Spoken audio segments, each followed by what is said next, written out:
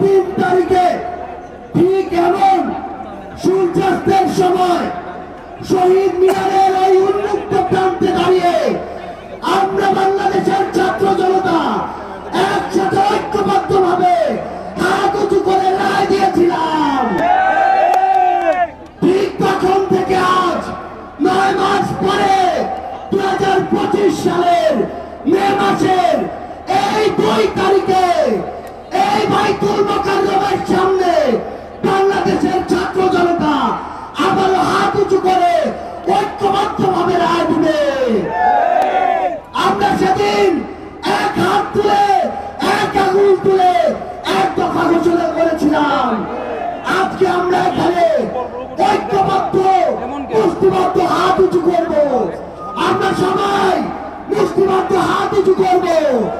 এই আওয়ামী লীগ পিলখানা হত্যাকাণ্ড ঘটিয়েছে কিনা, এই আওয়ামী লীগ শাপলা হত্যাকাণ্ড ঘটিয়েছে কিনা, এই আওয়ামী লীগ চোরাই গণহত্যা ঘটিয়েছে কিনা, এই আওয়ামী লীগ 1,000-এর অধিক ভাইকে শহীদ করেছে কিনা, তাহলে এই আওয়ামী লীগ খুনিদের দল কিনা? খুনিরা কি এই বাংলাদেশে রাজনীতি করতে পারবে? সন্ত্রাসীরা কি এই বাংলাদেশে রাজনীতি করতে পারবে?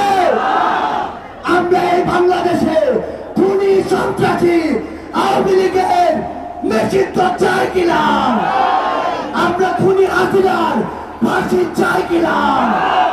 সবাই একসাথে আজকে বাইতুল মোকাররমের এখানে স্লোগান দিতে হবে, অ্যাকশন অ্যাকশন আওয়ামী লীগের বিরুদ্ধে, খুনিদের বিরুদ্ধে, সন্ত্রাসীদের বিরুদ্ধে ফাঁসি ফাঁসি ফাঁসি চাই, খুনি হাসিনার ফাঁসি চাই, ফাঁসি ফাঁসি ফাঁসি চাই, খুনি হাসিনার ফাঁসি চাই।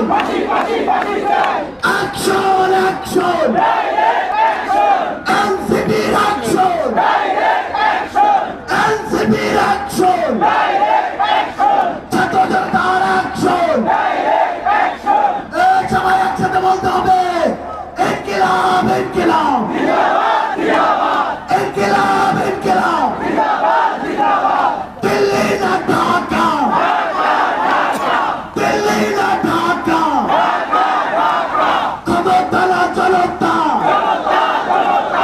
আপোষ না সংগ্রাম, দালালিরা রাজপথ, দিয়েছি তো রক্ত, আরো দেব রক্ত,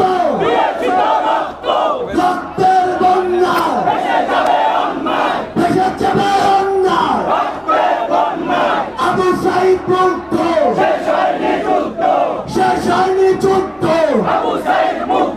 সাইদ ওয়াসিম মুক্ত, শেষ হয়নি যুদ্ধ। আমাদের যুদ্ধ এখনো শেষ হয়নি। আমাদের এই লড়াই, এই যুদ্ধ ততদিন চলবে যতদিন এই বাংলাদেশের মাটি থেকে খুনি সন্ত্রাসী আওয়ামী লীগ নিশ্চিহ্ন না হচ্ছে।